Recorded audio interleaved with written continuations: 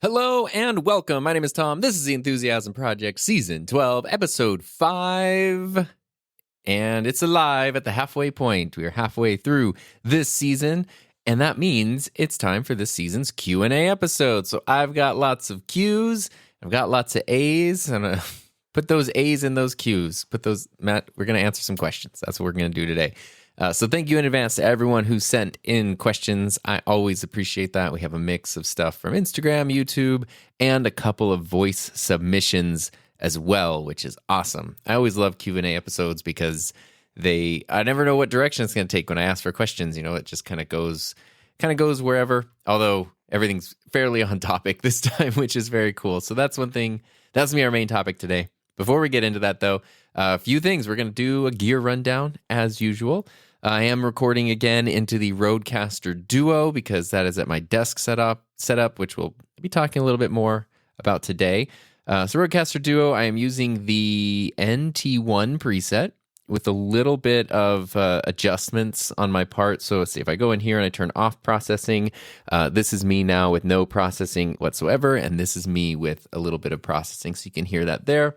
And the microphone I'm using is the mystery mic, the same one that I used a couple episodes ago that I still can't tell you what it is, which is crazy.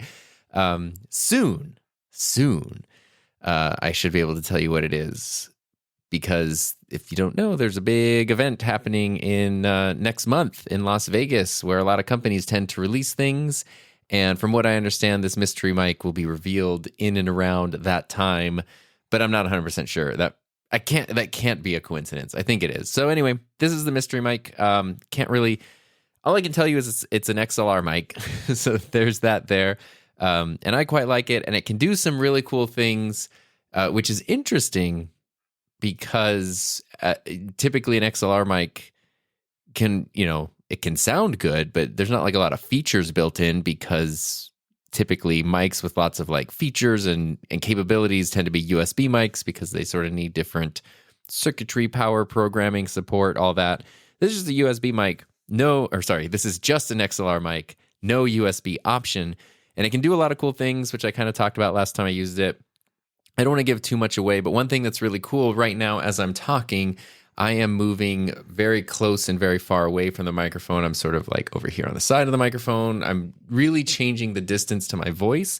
And what you might notice is that the gain, the level shouldn't really be changing. There's qualities, like if I go way back here and I'm pretty far away from the microphone, now you hear, the room reverb. I did this kind of last time, but if you're not listening to the quality and you're listening to just the level, I'm back here, several feet away from the microphone, slowly getting closer till I'm almost touching the microphone.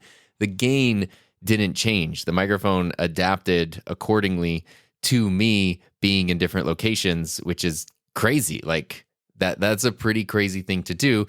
Not because I would want to record from really far away, but because if I'm near the microphone and I maybe, like right now, I'm sort of leaning back just a little. I'm getting close to the microphone. I'm kind of going on one side of the microphone. I'm doing all of those things you might do while using a microphone. Even as someone who's well-trained on microphone technique, maybe you're streaming and so you need to like lean over and check a screen over here or reach a keyboard or do something. You're kind of moving. You can't see me, but I'm moving all around the microphone. Or you're working with somebody who's not particularly trained how to use microphones, and so they unintentionally keep getting closer and further away from the microphone. That's something that used to happen to me a lot when I was producing podcasts for other people at school districts, where it's like the people on the podcast have zero training with like any kind of media stuff that's not their job or interests at all.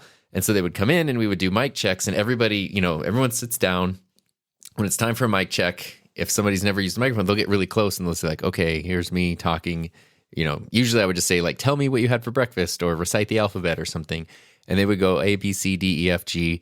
And then they'd lean back and we'd start the episode and they would start talking from the further back position and not the one that they leaned forward to do the mic check in. It's sort of like this weird thing. So in those cases, a microphone like this, where it's going to keep the gain level the same, even if you move further and closer, it can't change the way sound works. So if I get really far away, it can't change the laws of physics, like sound waves bouncing off of things and causing reverb. The microphone doesn't have the ability to fix those, but it does have the ability to keep the gain level even, which takes a little pressure off of me or whoever might be behind it from needing to have perfect mic technique and mic positioning. So this is the mystery mic. I don't want to give too much away. Everything I said, it will be very obvious which microphone it is when it is announced. And it can do even more than that. It can do some really cool stuff, but save a little bit for after it's officially released, which hopefully will be around the time of NAB next month, taking place from, April 13th through 17th, around those dates in Las Vegas. Talked about this last week. Heather and I are going. It's our first time. I've always wanted to go. Super excited for NAB. And there is a promo code. This is not a sponsored thing. This is not a Tom gets affiliate kickback money or anything. This is literally just you can get a free pass if you want to use the promo code. If you want to go to NAB, you can go to NAB show. Oh my God, my microphone. I'm going to leave that in because that was really funny, but I'm going to pause really quick. That was not the mic's fault. Oh boy, that was, I'm still using the newer boom arm. And I was trying the end of it that is sort of like, the video about this will come out this week, so you'll see it in a couple days. I like this arm. That's the first time that's ever happened, but I was trying to raise up sort of the articulating pneumatic part at the end, and the whole part just sort of lifted out. And the arm, yeah, I don't know. Anyway, maybe something needs to be tightened over there a little bit. That has never happened before, but I bet it sounded funny. What I was saying was you can go to nabshow.com. You can sign up to be an attendee. And if you want to just go, like, have access to kind of the main meat and potatoes of NAB, that would be the exhibition hall. You can get an exhibition pass. It's usually $160 or $170. But if you use promo code TOM24, it is $0. It is absolutely free. Free 99, best price in town. And then if you want to add other stuff, they have classes, they have special events. If you want to add those things to your ticket, you can. I don't have a discount code for those. But if you just want to get into NAB and be able to go through the convention center, check out the booths, talk to some companies and all that cool stuff, ask questions directly. I know, like, Rode's going to have everybody's going to have a booth, but I know Rode's going to have a booth. Ryan from Rode will be there, who I got to meet in person a month or two ago, which was awesome. And, it's a cool chance to just sort of meet people that you might know. Like, I don't get started. If I saw Brad Pitt, I'd be like, that's cool, it's Brad Pitt. But then Ryan from Rode walks in and I'm like, oh my God, total starstruckness, because, I spend a lot more time with people like that or people on YouTube than I do with like a Hollywood celebrity. Not in person, but on screen. Like, I feel like I've spent more hours with them, even though they might not be aware of that. That sounds weird. But all the different companies, different representatives for different companies, so you can check out what companies are working on. You can ask questions.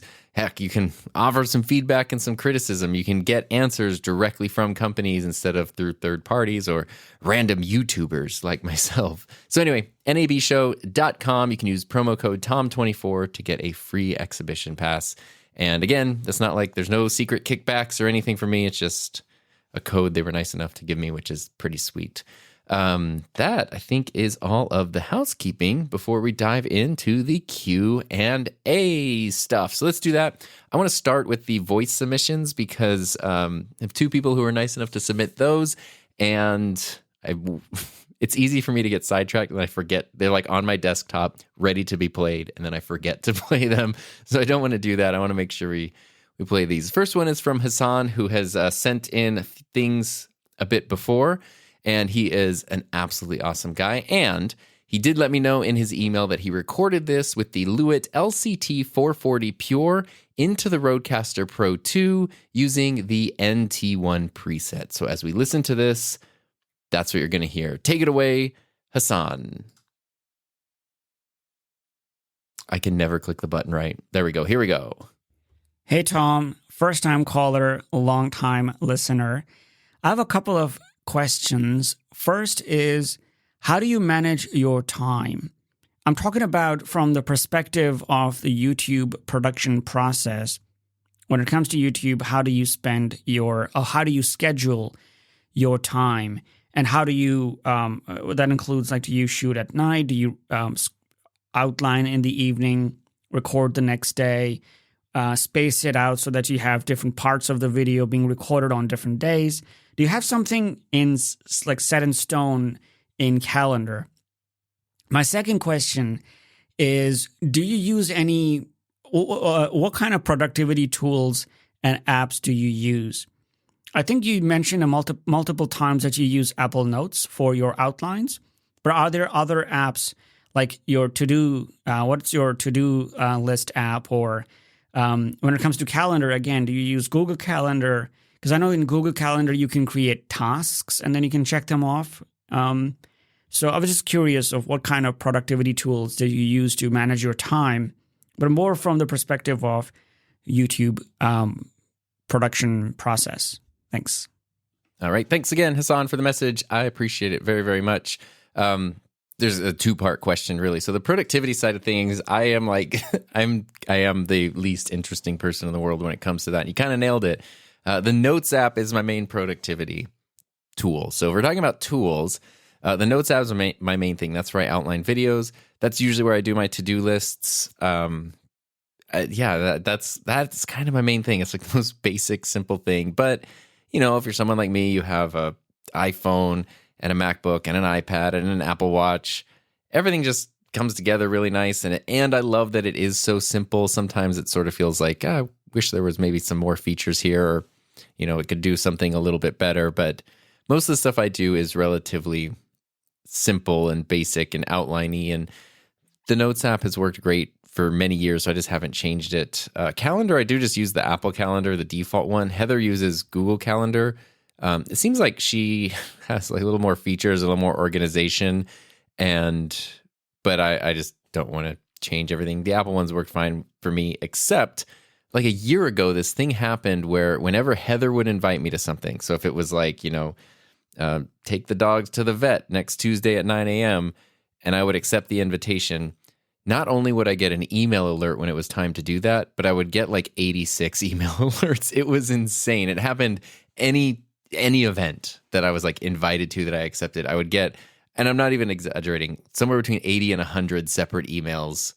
And I don't know why. And eventually, I forget how I had to like dig through and re-add all my accounts or something. It was the most frustrating thing. But there we go. And those are kind of the two main things there. As far as like time management, actual production goes, that's definitely changed over the years, especially over the past 3 years since YouTube has become my full-time thing versus part-time. When it was part-time, which is probably the case for most people, it was very different. Like I was filming a lot of stuff on afternoons and evenings, a lot of stuff on weekends. It was sort of like any time I was home from work, I was filming or editing something for YouTube. Obviously, that kind of changed when the full-time job went away and YouTube became the full-time job. And something that I had talked about 3 years ago when I made that transition was the biggest question I got at the time was, oh, cool, are you going to do more videos? Are you going to do like 2 videos a week, 3 videos a week? And my answer was no.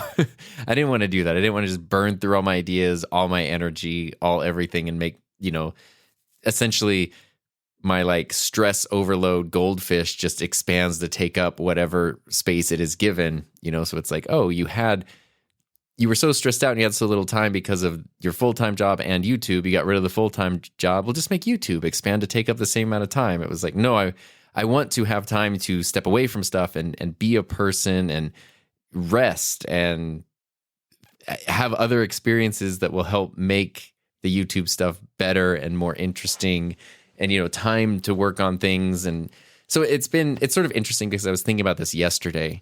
Like yesterday I was thinking, if I really wanted to, I could make so many more videos than I do. And I think that could be fun once in a while. Like last week I did 2 videos in a week. Sometimes I'll do a live stream, or I'll do extra podcasts or something. But typically it's 1 video a week, 1 podcast a week, on the Couples Table live stream a week. That's kind of like the main stuff that is made every week. And sometimes Heather and I will work on client projects. I just am starting a new client thing, which is pretty exciting. I could probably mention it. It's not really a secret, but I'm going to be working with Buzzsprout, who is the company that I host my podcast through, to make some videos for their YouTube channel, some like podcasting related videos, because I've loved them forever. The people who run Buzzsprout are just amazing and some of the coolest nicest people around, and they've been into podcasting for, gosh, like pretty much since the beginning. And they're just such an awesome company, and they sort of asked for some help with their YouTube channel. So I'm going to be making some videos for them and see how that goes. So maybe we'll see some of those pop up. You can talk about that later. I'm super excited about that though. So sometimes I have projects like that I'll be working on, which don't show up on my channel or anything, but will show up somewhere else or be for something else. I typically have like, since my videos are published on Thursdays, even though I have like a backlog of a couple of videos scheduled in advance, I like to, like if I have 4 videos scheduled and then Thursday rolls around, it's almost like by Wednesday night, I like to have 5 videos scheduled so that Thursday one goes out and then there's still 4 again. And so it's like publish another one before the next Thursday. That's kind of my goal, is to make a video by the end of the day on Wednesday, which usually means the pre-production stuff, like outlining and planning, I do a lot. Like sometimes it'll just be like out on the couch at night or wherever. Like I do that kind of constantly. And then once I have something outlined or scripted in a way that's like ready to go, then I've started setting up the production side of things on a different day from filming. It used to be like, I got to go make a video. Let me set everything up, record all that, and like try to do everything in a day. And I don't do that anymore, which I'm fortunate enough to have the time now to not have to do it that way. So I usually set everything up on one day, test everything out, get all the audio going, all that kind of stuff.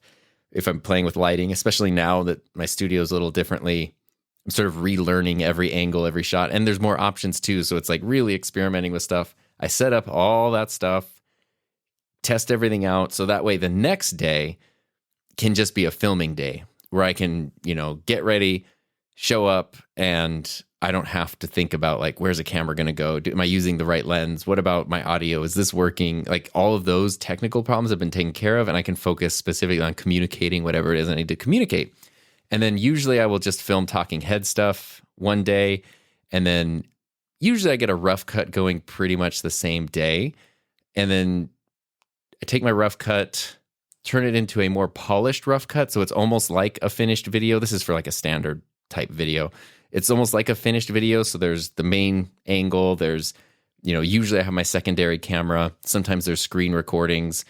Sometimes there's things that crop in and crop out, but there's no B-roll yet. It's just that stuff. And then as I'm going through that, it's like the video's kind of done. Like the audio is polished, the cuts are done. I know how long it's going to be. Then I can go through and just sort of mark what B-roll I need, and then I can go and film that exact specific B-roll. And I really like that process, because even then the files literally on the memory card are usually in order. Like, because I go chronologically through the timeline, just put a mark here. Oh, I need, I mention, if I'm talking about a microphone and I mention some cool button on the front of it, get a shot of the button on the microphone. Oh, here's the intro of the video, like get, a wide shot with a couple microphones or something like that. Like, and then when I go through the files afterwards, they're just kind of in that order, usually, unless I'm switching locations or doing some kind of like big setup that needs to be torn down to do another big setup. Then I'll do like everything in those locations or setups at once. But what I like about that is there's no more wasted time with B-roll. What I used to do was like film a talking head part, and then usually right after just start filming B-roll and just kind of like guessing, like, especially if it's a product review, which is a lot of stuff that I do. It's like, I would just kind of guess, like, I need a ton of beauty shots. I need cool things that could work for a thumbnail.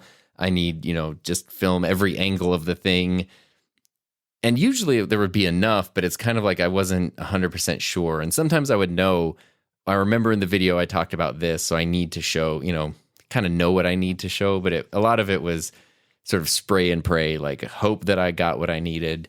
And if not, I don't know, because it's a pain in the butt to have to reshoot later. So the way I do it now, by getting the rough cut done, then marking the B-roll, I feel is a lot more efficient, because then it lets me know exactly what I need to film, get the B-roll done, add that in.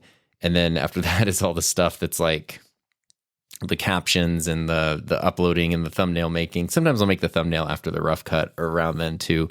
But yeah, that's kind of the process. So generally a typical video, if you count like the pre-production day where I finalize the outline, set everything up, then a day of filming and rough cut, another day of like rough cut and editing, and maybe another day, like 3 to 4 days maybe to make a video from start to finish. unless it's something crazy like, some of those like the XL1 video I made or something along those lines. That's kind of typically the workflow. That was a very long answer to the question, but I hope it kind of gave you some insight. The big takeaway there is that it really has changed going from part-time to full-time. And it that also wasn't a change overnight. I was still doing almost trying to like film everything I need to film in one day for a long time, to like maybe a year ago. And then I kind of had to learn to like take a break and maybe even do a rough cut, come back the next day and keep editing, the next day and keep editing. And I feel like it helped make everything better because sometimes you're kind of like in the zone editing and you feel like you're kind of done, but you're tired and you're ready to wrap it up, but you sort of see the light at the end of the tunnel. So you just kind of push through to get there. And even if you get there, that's cool, but maybe it's not as good as it could have been. Like maybe you find yourself taking a few shortcuts or deciding not to add something in that you would have added in otherwise.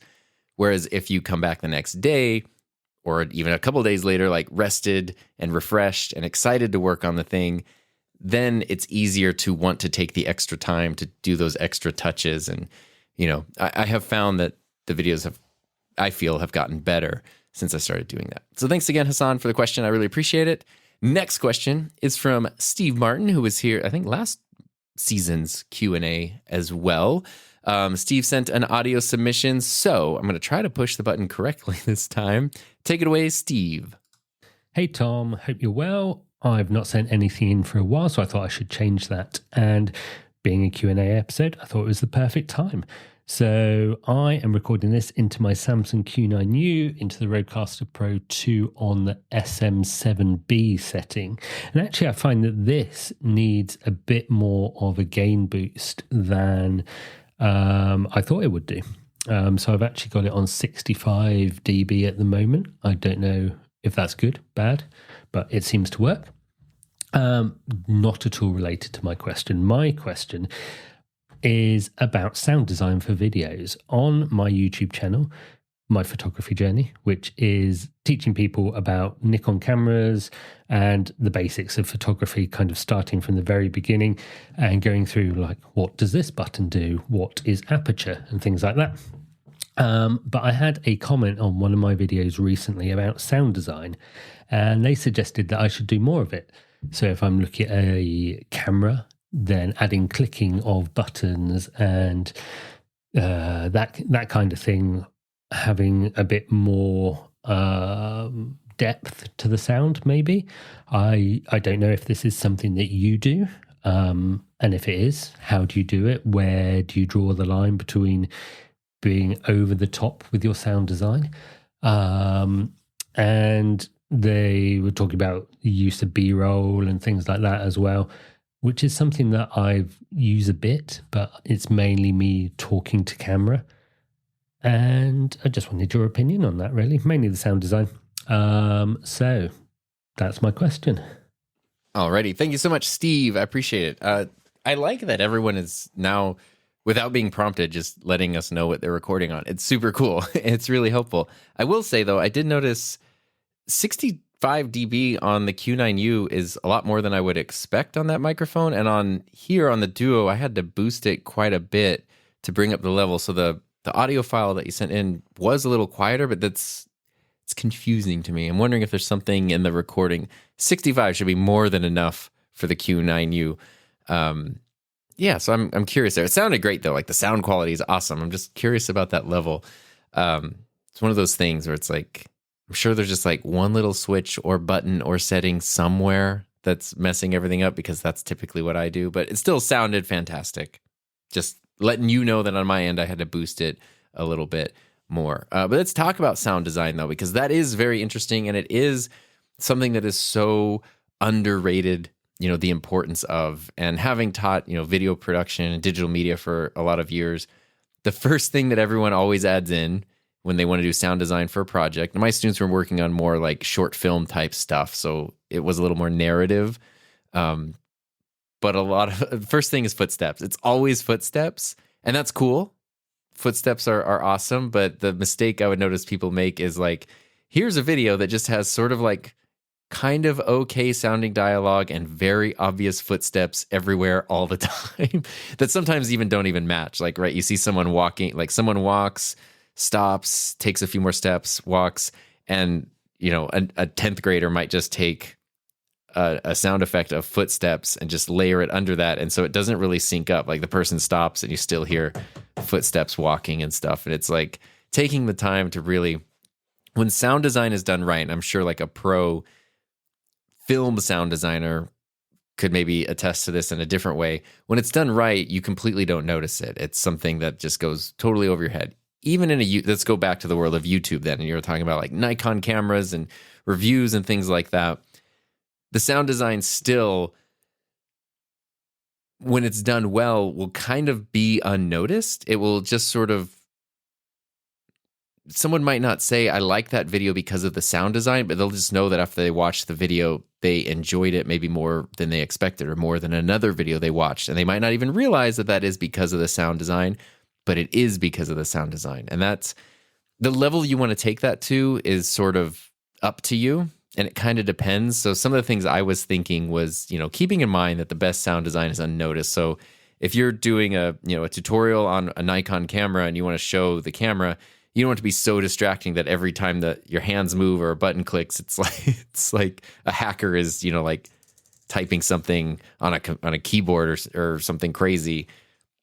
But it is kind of interesting. I wonder if it was kind of like a subtle polished thing. There's almost leaning into like an ASMR quality for like a camera review. If it would sort of add this texture that people like would end up enjoying, but not even realizing what it is or why they enjoy it. Like there's some painting videos I used to watch that I knew the sound design was added in after. So you'd watch someone do like a watercolor painting or something, but they would totally add in like the sounds of the brush strokes or the brush like getting in the water and the paints. And it made the whole thing so much more enjoyable and satisfying with the sound, even though I don't know if it was totally necessary to do it. Maybe it could be something like that if you add sound design. And it could also just be fun. Like it could be a really fun, creative project. But the caveats that popped into my head also is you don't want it to become distracting. And you don't just want it to become distracting in terms of the content. Like, there's so many strange, loud button clicks. You also don't want it to be misleading. Like, if you press a button on an Nikon camera and you add in a button click sound, is it going to make people think that that button makes a loud clicky sound? Because that could affect their buying decision, right? Like if someone needs to film weddings or something, they're like, oh, this camera has these like loud clicky buttons. I can't be changing those settings like during a wedding ceremony, not realizing that like that's just something that was added in for sound effects. So, kind of know what I mean? Like you don't want it to be distracting, and you also, if you're doing a review type thing, you also don't want it to give the wrong impression of the product. And also, I would say the other warning would be you don't want it to be distracting in terms of like actually dragging out your production process. Because if you're making, a tutorial or review or whatever it might be that is helpful to your audience, and it could come out today, but instead it's going to come out in 3 days because you have to torture yourself adding in all of the sound design. I don't know if that would be worth it, because I feel like the basic core info that they want is still going to be there. And now if it's something you feel like you have to do, you might not enjoy the process as much. Something you want to do, if you want to drag that out, you want to spend more time on it, then it could increase your enjoyment of it. But if it just becomes another task, another thing where you're like, oh, I got to do this before the video is done, then it could decrease your enjoyment of producing videos. So now the videos are like taking longer to come out and you're not enjoying them as much. And it might not actually enhance the benefit to the viewer. So those are just warnings. That's not my opinions or anything. I think the cool thing to do, honestly, would be to try it out. Like make a video wherever one kind of lends itself and just focus on sound design in that video. You'll learn a lot. You'll learn so much by doing it. See how you like the video. See if anyone notices. See if anyone appreciates it. And again, noticing might not mean that they say, wow, the sound design is really good.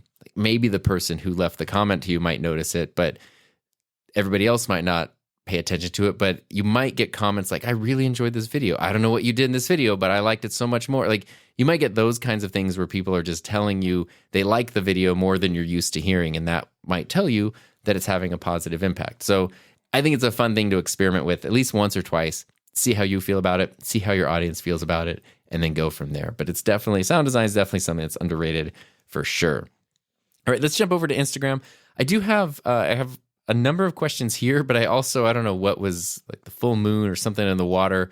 I got a lot of the same basic question multiple times, so I sort of took some of them and just combined like multiple replies into one question. So I'm going to go through some individual ones here just to kind of address those. So the first one comes from Dan Van Bol, and Dan asks or says, I'm in love with the bright blue Rode XLR cables, but I can't find matching TRS 1/4-inch speaker cables. So I've been using the Rode XLR cables since they came out last year. They're awesome. Rode does a great job at making things bright and colorful.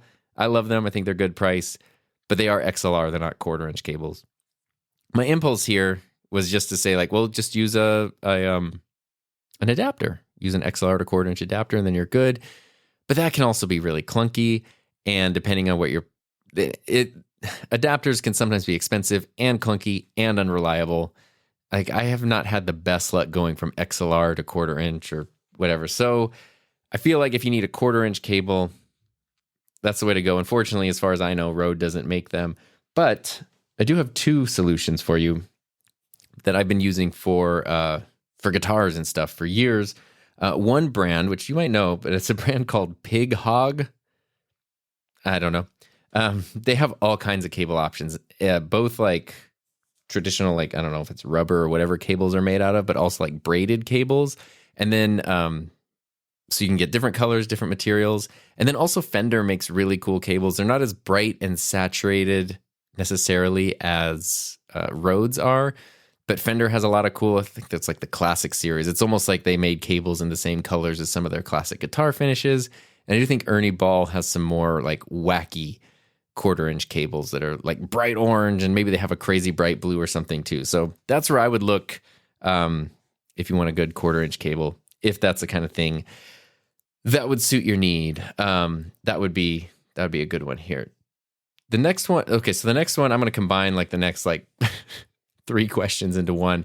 A lot of people asked if I miss teaching. Someone said, like, did you miss teaching? How do you feel about not being in the classroom? Do you miss your old high school job? Well, somebody said, do you miss your high school job? I'm currently part of the broadcast program. Yes and no. I was just thinking about this earlier. Again, I guess we're all on the same wavelength.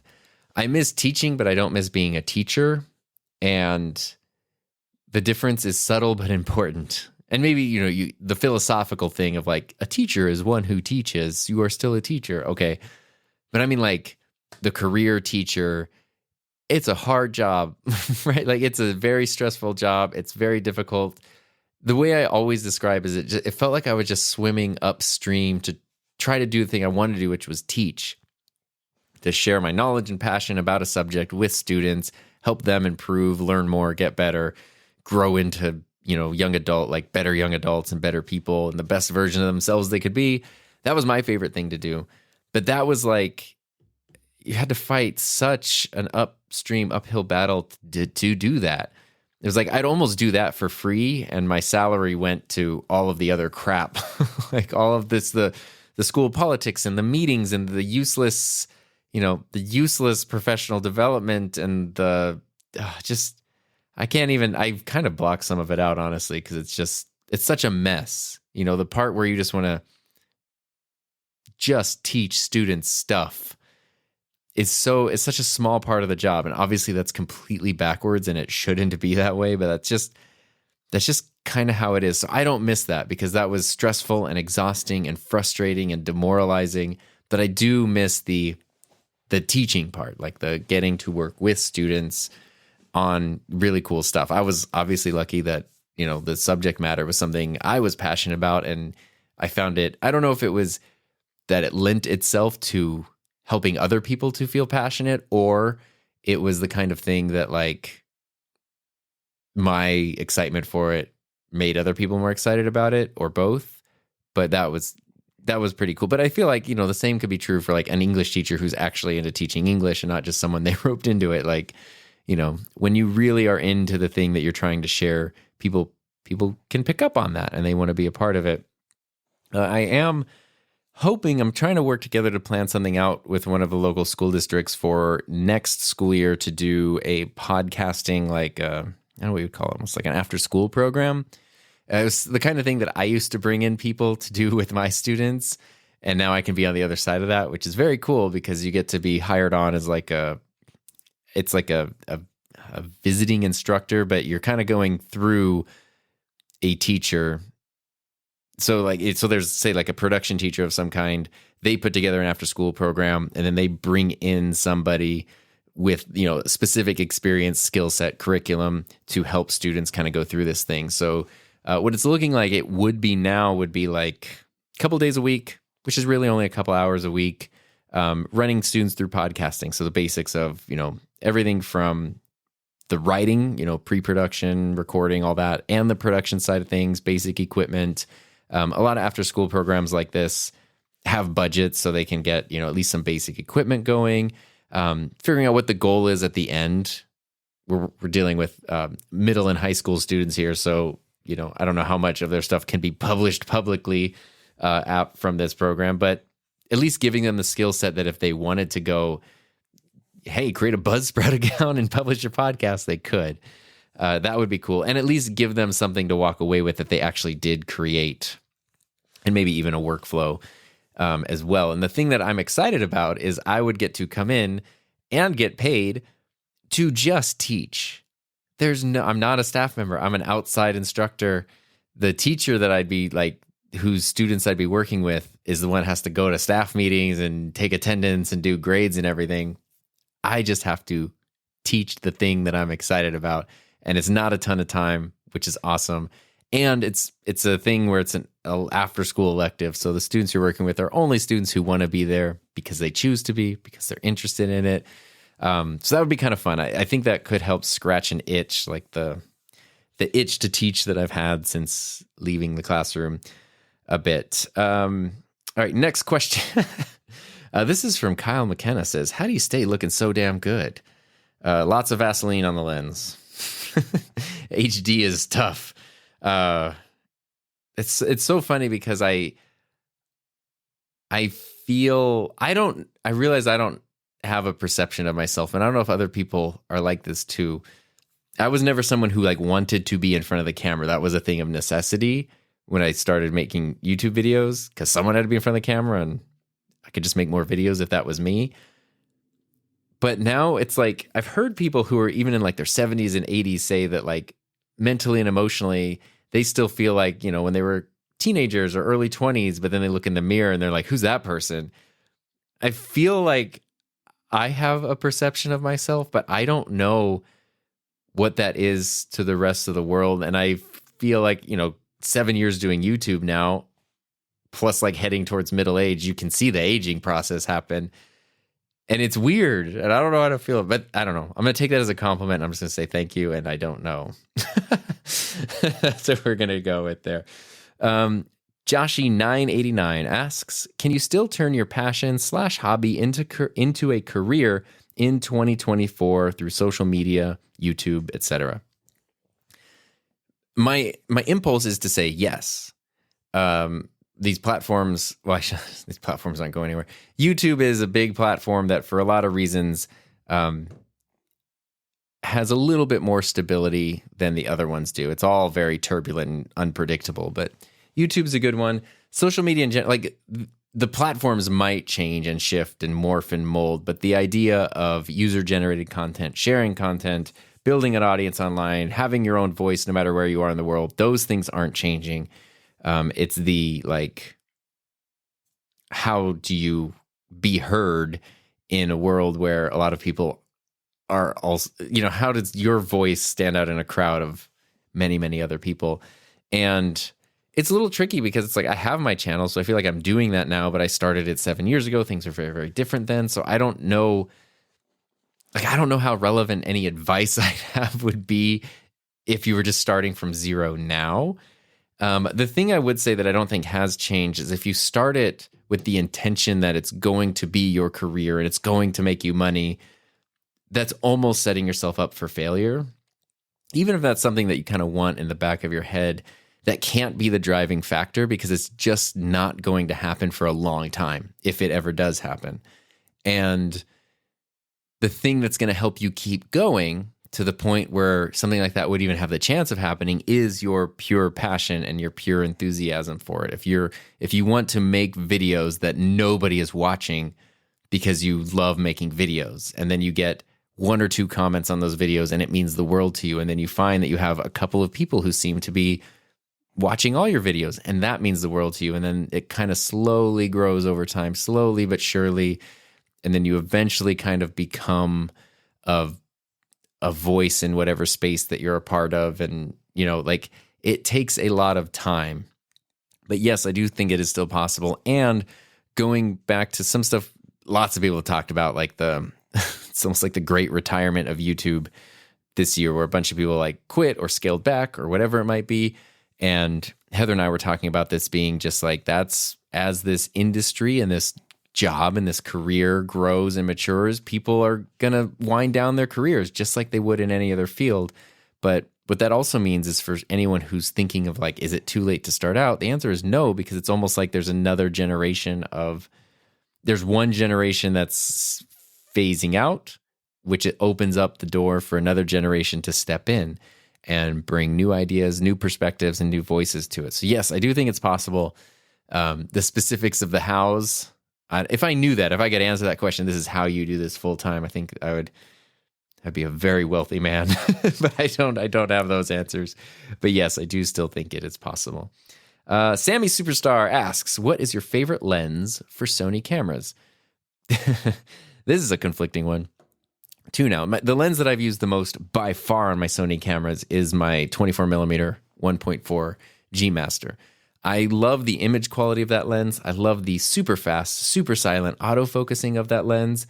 And I love that it also now, and with the A7S III recent firmware update, focus breathing compensation on, it's been on my FX3 for a while. Now it's also on my A7S III. So it's such a phenomenal lens. The reason I'm conflicted, as you might know, is I've had issues with mine. Mine has lived in a studio basically its whole life. Like, it has not been abused. It's a $1,500 lens that I bought when I got my Sony camera 3 years ago. It has spent 99% of its life in a studio environment. It's never been dropped or anything like that. And the focus is kind of crapping out on it. Like, the focus motor just like kind of randomly dies. And it, like, you can't manually focus, you can't autofocus.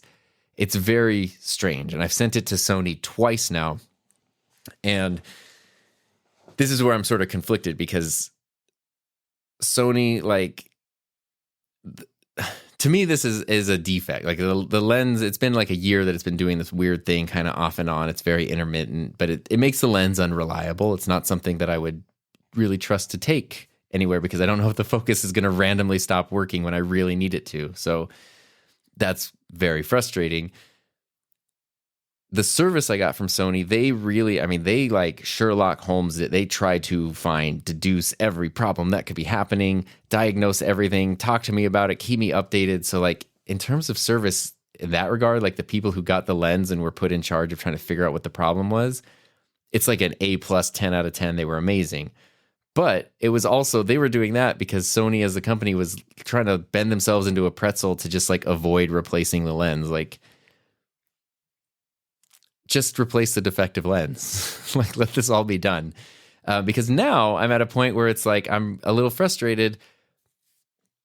Like, when I bought that lens, I really liked it. But if you go back and watch my review on it, I do say, like, the one thing that kind of surprised me is the build quality. And maybe I just need to change my perception of what it means for a lens to have good build quality. I was used to Canon lenses. Canon lenses, especially you get to the L series, they're built like tanks. Like, they are phenomenal lenses. I still prefer Canon lenses over Sony lenses all day, every day. I just prefer Sony cameras over Canon cameras, so it doesn't work. But I was kind of thinking, okay, this is a new camera ecosystem. Yes, this lens, I spent $1,500 on it. It feels very lightweight and plasticky, but hey, I'll take it for what it is. Well, okay, all my Canon, I've never had one of my Canon lenses randomly stop working ever, and this one suddenly has a problem. And And this is very anecdotal, but everybody else I know who has a G Master lens that is not the 70-200. I had a Sony 70-200 at my previous teaching job. It worked great. Everyone I know who owns that lens, it has worked great. But the other G Masters, especially the 16-35, everyone I know who has one, which isn't a ton of people, it's a handful of people, they've all had focusing problems. And a few people with the 24 and the 35 had the same problem I have. So for me, that's like, it's really conflicting because I love this lens. I love the performance of this lens. The focus breathing compensation has become a really like invaluable tool. I don't know that like, I don't know what to do. I kind of just want, if I had to replace the lens right now, which I feel like I'm going to have to, I don't want to spend another $1,300 or $1,400 on the same lens because that's so unsatisfying. Plus, then it's like, well, is this new expensive lens just going to break and I'm not going to get any support from the company when that happens?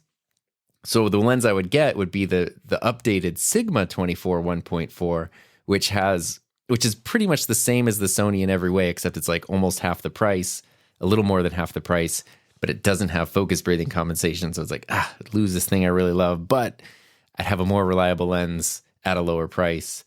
So anyway, that's kind of my tangent there, but it's been interesting because it's like, I have no need to replace my cameras now. I really love my Sony cameras. Like they just do such a good job. And even going through like Canon's current camera lineup, while they're great and the results you get from them are phenomenal, there's just things about them where there's nothing there that really works for me.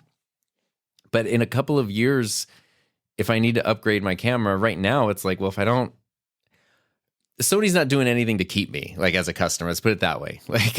Like they're not winning me over and making me feel like you will be taken care of once you've invested tens of thousands of dollars into our product ecosystem. We're definitely going to take care of you. I don't have that feeling at all. I have the feeling of like our stuff might crap out on you and then you just have to buy it again. Cool. So yeah, I don't know. It puts a bad taste in my mouth. All that to say, my impulse is to say it's the 24 millimeter lens, but I have now such a conflicted relationship with it. There are a couple other ones though, specifically a lens that I really love that I think is absolutely underrated is the Tamron 20-40 f2.8. I love this lens. This is the lens that I use. I use it a lot in the studio for B-roll. Sometimes I use it for a B camera because 20 millimeters is so wide on a full frame camera. But it's also the lens. Anytime I take a camera out anywhere, it's the best. Especially when you factor in that you can use like Super 35 crop mode on a full frame camera, because then it's not just a 40 millimeter lens. It goes up, I don't know what it ends up being, 65, 70-ish millimeters, something like that. You get a little more reach out of it. And that's such a useful focal length. I know 16-35 is there. 16 is a little wider. 35 is not quite as narrow, but 20-40 for me on full frame has been so insanely practical. That lens is like $600 or $700. So it's built just as well as the GM lenses are, which I'm saying that as a good thing because it's so much cheaper than those are. I haven't had any issues with this one at all. The autofocus is every bit as good as the Sony. And I know Sony also like owns part of Tamron. So if you kind of look at Tamron's lens lineup and Sony's lens lineup and you realize like why they don't make overlapping focal lengths and lenses in a lot of cases, and then you realize like Sony owns part of Tamron, it all kind of, the puzzle pieces all kind of fit together there. But that lens, and it's an f2.8.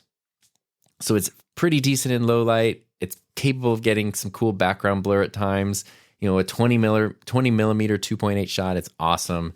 And it's so small and compact and lightweight that it is a great lens to take with you places because it doesn't take up any space and it doesn't add a lot of weight to stuff. And I just feel like Tamron announced that lens. I was on the pre-order list immediately. Like I was waiting for months till it was like available for order. And then I ordered it right away. I made a video about it. I feel like I don't hear anybody talking about this lens. I feel like it's sort of like, meh, like people just kind of overlooked it. It's like, the next option is like a 16-35, and in the Sony world, that's the 16-35 G Master like $2,000 for another 2.8 lens.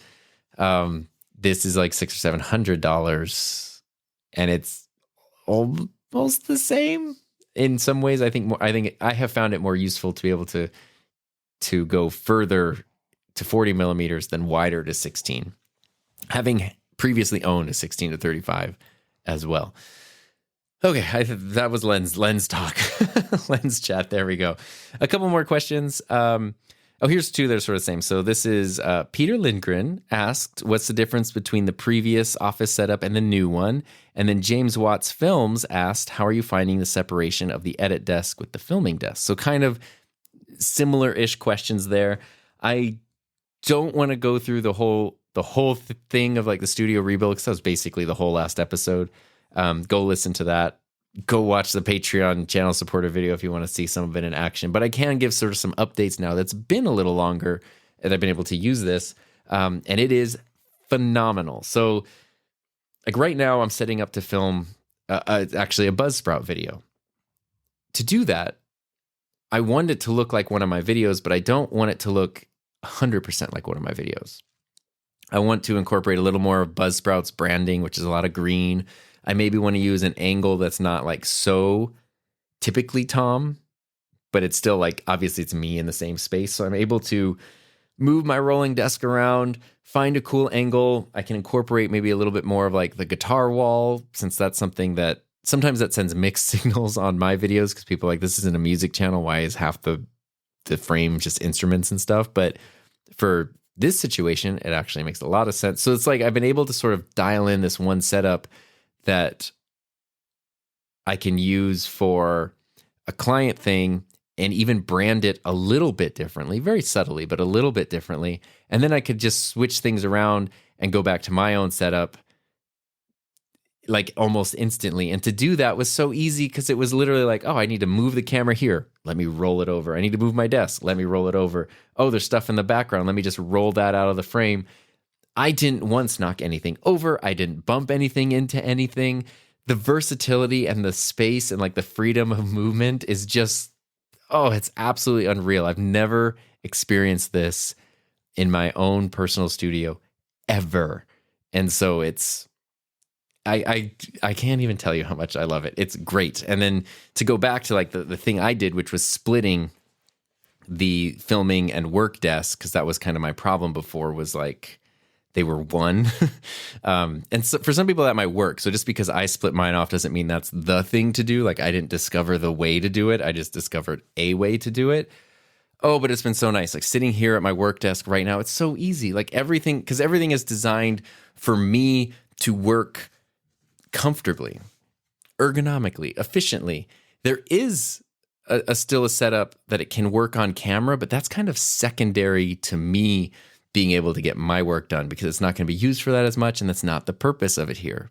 Whereas it was sort of the other way around before. It's like, this needs to look good on camera, and then if you can like somehow manage to get work done, which is very uncomfortable. Even little things like anytime I'm editing, I use headphones. I'm wearing headphones right now. I always edit videos with headphones. I don't have studio monitors. I don't really like working with studio monitors, and they're expensive, and I just don't want or have any. So, and they take up a lot of space. So I just have like a little computer speaker thing that I've used forever. It's mainly just for like watching videos, listening to podcasts, playing music while I'm filming, like whatever it might be. It's just, I'm not doing like work through that speaker. I'm just listening to stuff through it. It just needs to sound listenable. Like, you know, it's better than just a phone speaker or something. But it's a small little speaker.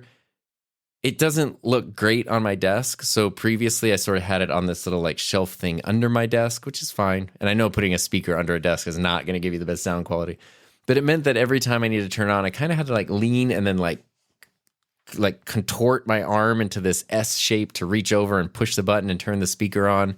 And it also has an auto power off thing. So if it didn't play sound for like an hour, it would turn off. And then it's like, it was one of those things where every time I needed the speaker on, wasn't that it was that hard, but there was a little part of me that just sort of felt like, ugh, like it's just a little annoyance, a little bit of like, oh, geez, like, you know, I don't know how to describe those things. It's like if you have a drawer in your kitchen that's just not organized well, and every time you open it, you just get a little annoyed that you kind of have to like reach back to grab this one thing. And then eventually you realize like, can I just put that one thing in the front? And then it eliminates that pain point.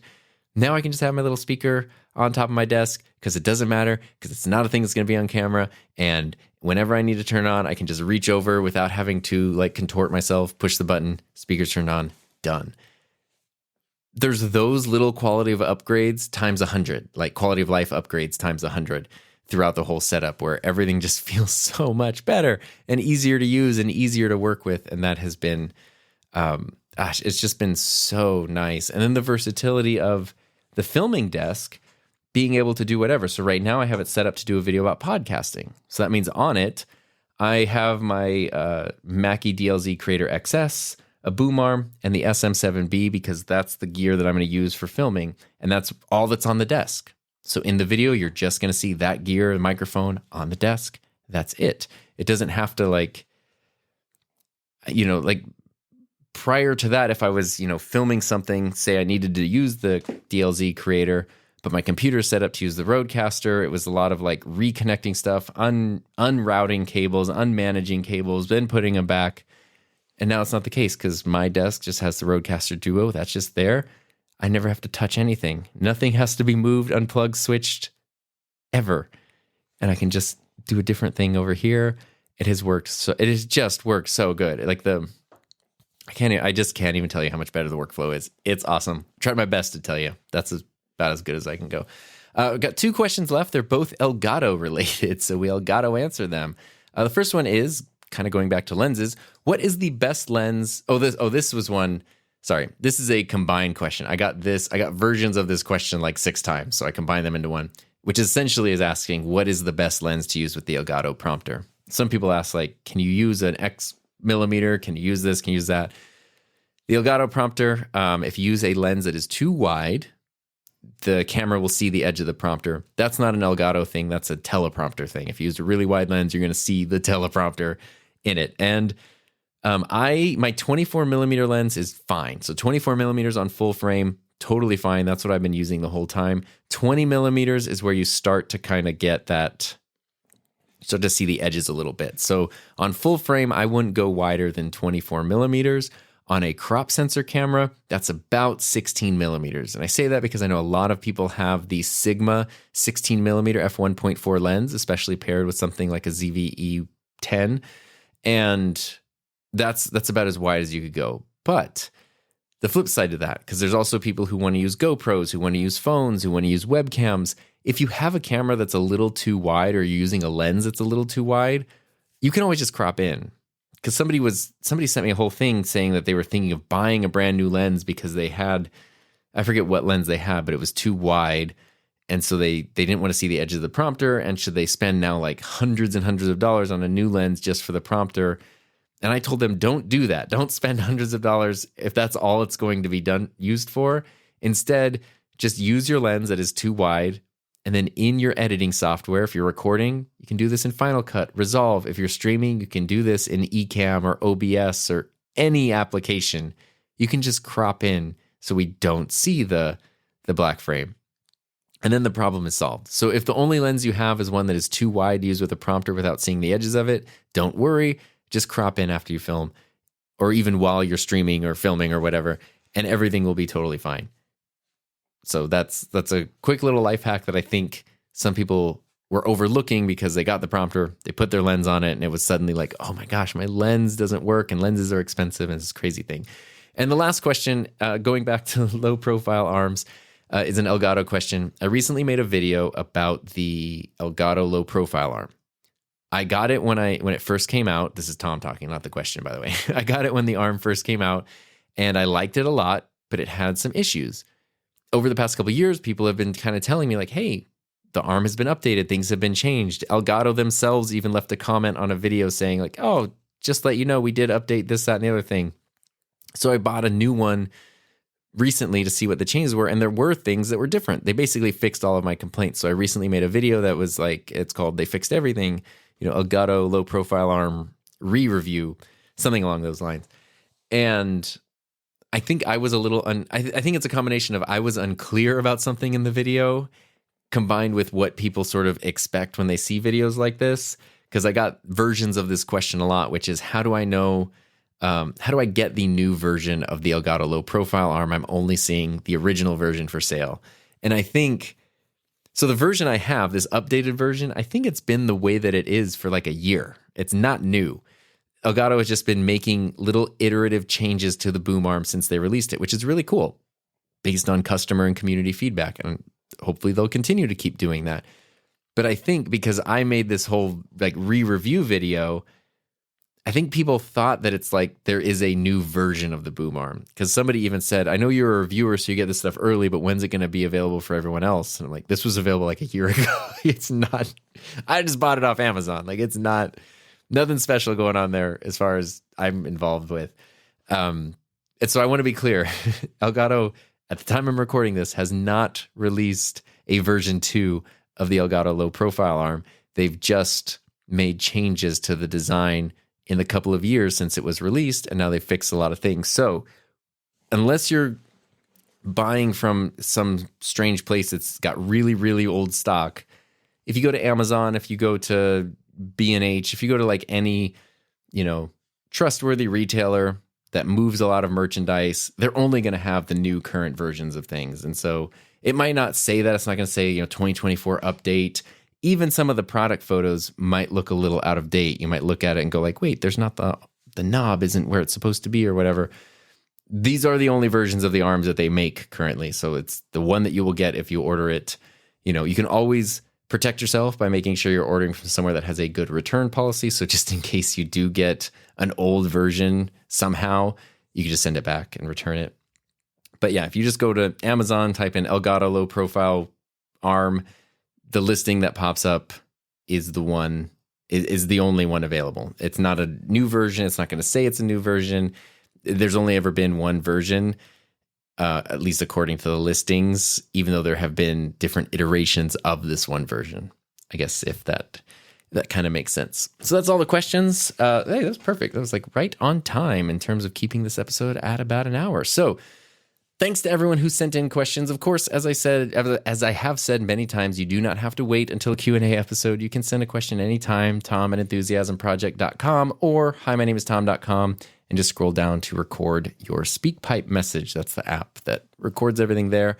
You can do that at any time. Next week, episode 6 is going to be the community episode. That's something I started doing last season, where it's a little more like less creator based and more personal based, sort of, what maybe Heather has also been up to, what we've been working on, maybe stuff we've been watching, playing, doing, like lives outside of YouTube and content creation. Sort of some chat and updates about that stuff is what's coming your way next week. And we still got time. NAB is 2 weeks away. So I'm trying to think of, I'm recording this on Saturday. If you're listening to it on Monday when it's released. So you still got time to register for NAB. If you want to go to Las Vegas, any of the dates between April 13th and 17th, you can go to nabshow.com, sign up as an attendee, and you can get an exhibition pass for free if you use promo code TOM24. So there you go. Thanks so much for listening. Thanks again for all the questions. I hope they were interesting to listen to. And I also hope that you have a safe, happy, healthy, fun rest of your week. And I'll see you next time.